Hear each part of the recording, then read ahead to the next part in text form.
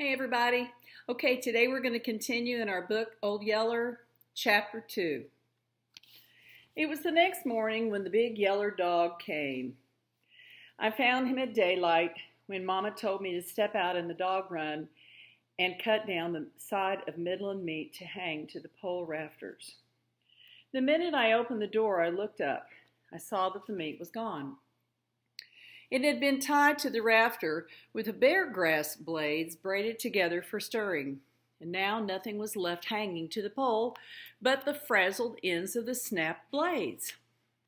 I looked down then, and at the same instant, a dog rose from where he'd been curled up on the ground beside the barrel that held our cornmeal.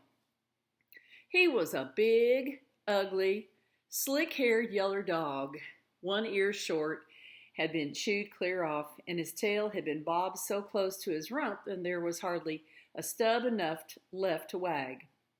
But the most noticeable thing to me about him was how thin and how starved that he looked. All except for his belly. His belly was swelled up as tight and round as a pumpkin. It wasn't hard to tell how come that belly was so full. All I had to do was to look at that piece of curled up rind lying in the dirt beside him with all the meat gnawed off. That side of the meat had been once a big, big one, but now there wasn't enough meat left on the rind to interest a pack rat. Well, to lose the only meat we had left from last winter's hog butchering was bad enough. But what made me even madder was the way the dog acted. He didn't even have the manners to feel ashamed of what he'd done. He rose to his feet, he stretched, yawned, and then came romping toward me, wiggling that stubbed tail and yelling, yow, yow, yow, just like he belonged there and I was his best friend. "Why, you thieving rascal," I shouted, and I kicked him as hard as I could.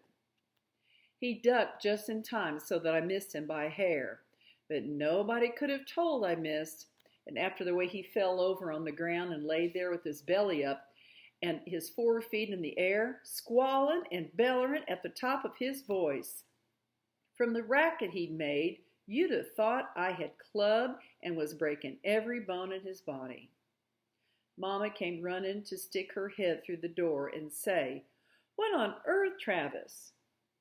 "Why, this old stray dog has come up and eat our Midland meat clear up," I said.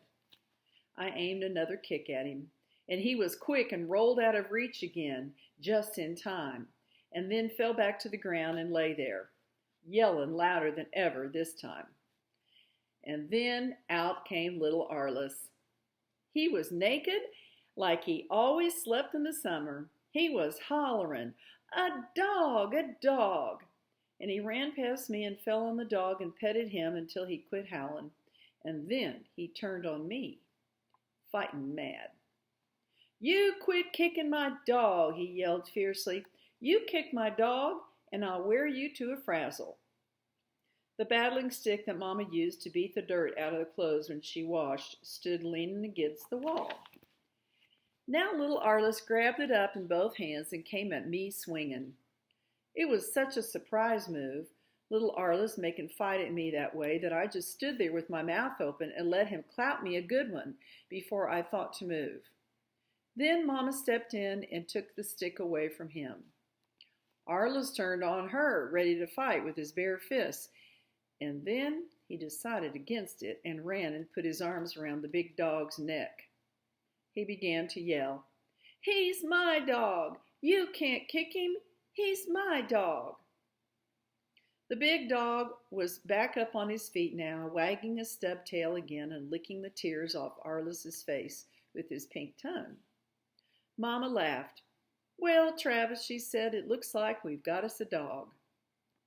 "But, Mama," I said, "you don't mean we're going to keep an old ugly dog like that, one that will come in and steal meat right out of the house?"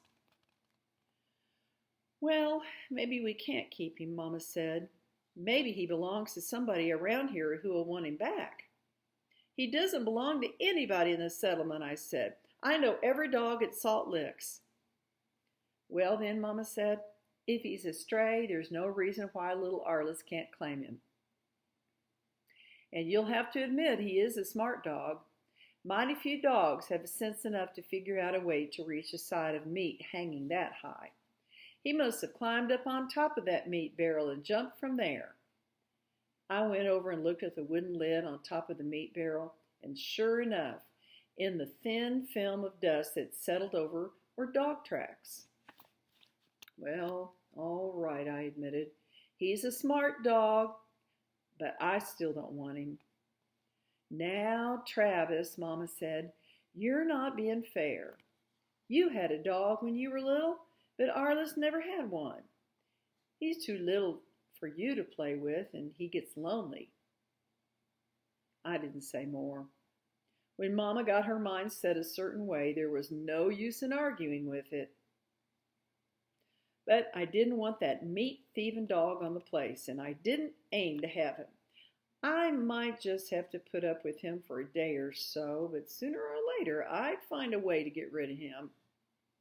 Mama must have guessed what was going on in my mind, for she kept handing me sober looks all the time she was getting breakfast.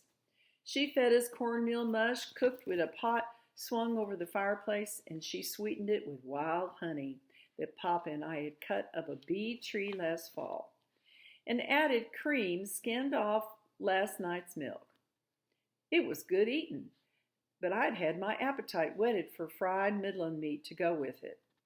Mama waited till I was done and then said, "Now, Travis, as soon as you've milked the cows, I think you ought to get your gun and try to kill us a young fat doe for meat.